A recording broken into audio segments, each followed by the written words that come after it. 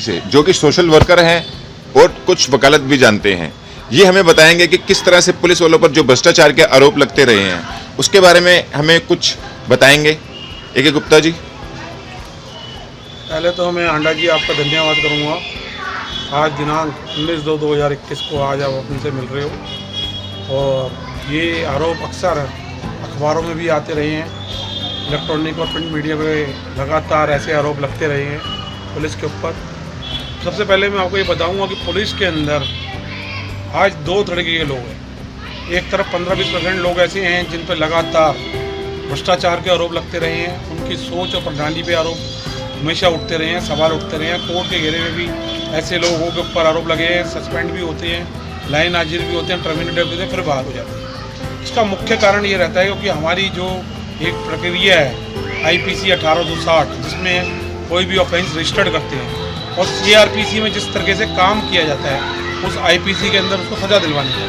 हमारी जो CRPC के जो सेक्शंस हैं उसका कहीं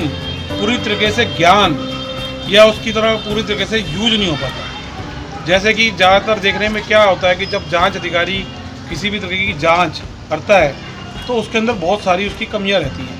शुरुआती स्टेज के ऊपर वो इनकम्प्लीट, फॉल्स, कॉन्ट्राडिक्टरी, फ्रिवलियस स्टेटमेंट दे देते हैं बिगर किसी ठोस आधार के, बिगर किसी जांच के जाए हुए।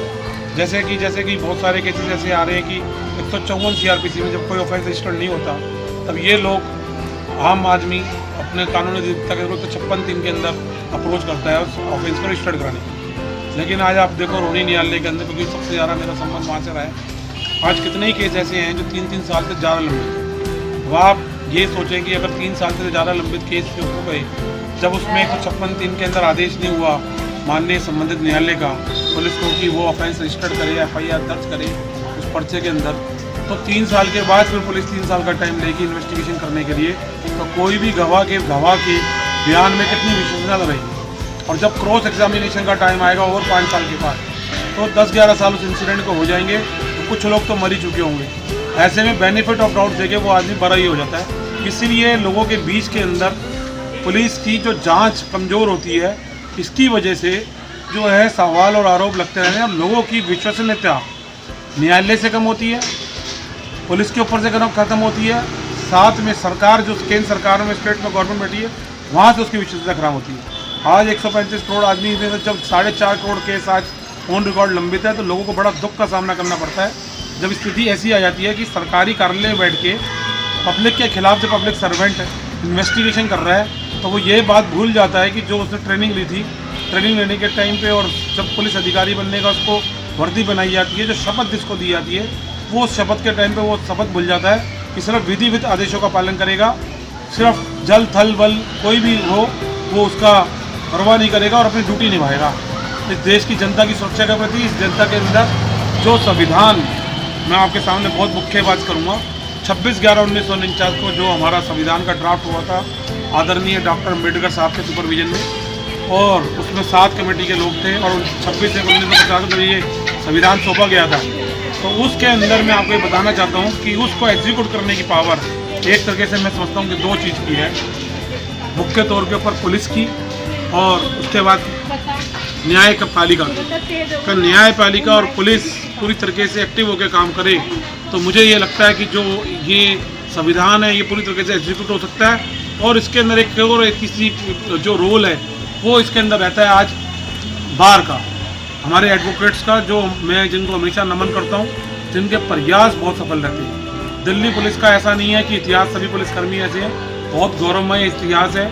दिल्ली पुलिस का। इतिहास के अंदर बहुत लोगों ने अपना बलिदान दिया है जीवन का, उनके परिवारों ने बहुत समझौते किए हैं। लेकिन आज वो पुलिस वाले जब आसमान से जब अपनी कुर्बानियों को और उनका परिवार जब नीचे देखता है तो शायद उनका सर शर्म से झुक जाता हुआ इन करप्ट पुलिस वालों को, एरेंट पुलिस ऑफिशियल वालों को देख के, जो आए दिन नित्य प्रतिदिन किसी न किसी के साथ धोखा करते हैं अपनी ड्यूटी के ऊपर रह के। और यही लोग आज निशाना साधते हैं मीडिया के माध्यम से, अखबारों के अंदर, TV के अंदर, केंद्र सरकार के ऊपर, न्यायपालिका पर, पुलिस के अधिकारियों पर, जो कि एक बड़ा गंभीर विषय है। और आज हमारे देश की हर एक तरह की प्रणालिका के अंदर करप्शन फैला हुआ है, जिसका एक मुख्य कारण है, इस सरकारी करप्शन का मुख्य कारण है सिविल भ्रष्टाचार। अगर आज आप किसी 3 व्हीलर वाले से ये बोलना चाहो तो वो मीटर से नहीं चलने को तैयार, ई रिक्शा वाले से कहो 10 रुपये सवारी में केजरीवाल जी ने चलवाई है, उसको कोई 10 रुपये से चलाने को तैयार नहीं है। आज किसी दूध वाले को देख लो, गली मोहल्ले में जितना दूध पहुँचता है सब मिलावट का पहुँच रहा है, पानी की मिलावट की पहुँच रही है, अन्य तकरीबन कोई भी चीज़ आप देख लो कि आज सरकार के अंदर 70 सालों में ऐसा जर्जर प्रणाली हमारी हो चुकी है। और 6 साल से जो केंद्र में सरकार है आदरणीय मोदी जी के नेतृत्व में पूरा प्रयास कर रही है कि ये जो जंग लग गया है इस जंग को हटाना होगा। जब तक हम लोगों की सोच में बदलाव नहीं होगा, क्योंकि ये जो सरकारी सिस्टम में बैठे हुए लोग हैं ये कोई और नहीं है, हमारे भाई बहन हैं, हमारे बीच में से पले बड़े हैं, हमारे साथ खेले हैं और आज सरकारी सत्ता में आके बैठ गए हैं और सत्ता में आके कुछ लोग इसका दुरुपयोग कर रहे हैं। समय है आज मोदी जी नेतृत्व में इनको जवाब देने का और इनकी सोच को बदलने का। वो प्रयास हम कर रहे हैं, करते रहेंगे, चाहे इसके अंदर हमारी जान चली जाए, चाहे हमारे पे मुकदमे दर्ज हो जाए, चाहे कुछ भी हो जाए। मुझे इस न्यायपालिका में विश्वास है, दिल्ली पुलिस के उन ईमानदार IAS IPS होमगार्ड से लेके कमिश्नर तक लोगों पर विश्वास है, देश के गृह मंत्री विश्वास है, देश के प्रधानमंत्री विश्वास है। हम पूरा प्रयास करेंगे कि इसी कानून को जिसको कमज़ोर बताते हैं हम इसी कानून का मदद से और इसी प्रयास से इस कानून की शक्तिशाली वो सेक्शंस आपको बताएंगे जिनके तहत इन लोगों के ऊपर भ्रष्ट और एरेंट लोगों के ऊपर हम लगाम लगाएंगे। इसके लिए सबसे मुख्य हथियार के तौर पे मैं आपको बता रहा हूँ 340 CRPC रेड विधि 191 से 195 के सेक्शन है। जितना सरकार और न्यायपालिका इसके ऊपर फोकस करेगी इन पुलिस अधिकारियों के खिलाफ और एरेंट लोग जो जांच में कमी करते हैं जानबूझ के, तो आप देखो कि सशक्त एक न्यायपालिका डिलीवर होगा। इसके अलावा 166, 218, 201, 120, 34 के अंदर जितने केस दर्ज होंगे उससे आप देखोगे कि न्यायपालिका और जांच मजबूत होगी। एक काम आकर न्यायपालिका मजबूत होगी तो जनता मजबूत होगी। ये एक आज की डेट में बहुत बड़ा सवाल है कि हमारे देश की 75% जनता आज भी इलिटरेट है, अनपढ़ है, जिसको कानून का ज्ञान नहीं है। तो जब वो कानून के दरवाजे पर जाते हैं तो सही तरीके से उनको पता नहीं होता कि वो अपना पक्ष क्या रखे, डरे हुए होते हैं, घबराए हुए होते हैं, कोर्ट में अंदर जाने से घबराते हैं, कोर्ट के सामने पूरी बात नहीं, कोर्ट के पास इतना समय नहीं होता। क्योंकि इसके लिए मैं चाहता हूँ कि दोषी दिल्ली सरकार भी है। दिल्ली सरकार को हमने कई पत्र लिखे, कई बार बात कही, होम डिपार्टमेंट सतेंद्र जैन जी हैं, उनको कई बार प्रयास किया कि दिल्ली के अंदर जो है FSL की लेबोरेटरीज बढ़ाएं, दिल्ली के अंदर कोर्ट के प्रेमिसेस बढ़ाएं, वकीलों के लिए चैम्बर्स बढ़ाएं, उनको फ्री लाइब्रेरी दें। और दिल्ली के अंदर मैं कहता हूँ जितने सरकारी स्कूल हैं उनके अंदर 9वीं क्लास से बच्चों को कानूनी शिक्षा फ्री कर दें अगर, तो 4 साल के अंदर वो अपने माँ बाप की मदद कर सकेगा, उसको कानूनी इंसाफ वो बच्चा ही दिलवा सकेगा जब तक वो कोर्ट के अंदर ये सीखेगा।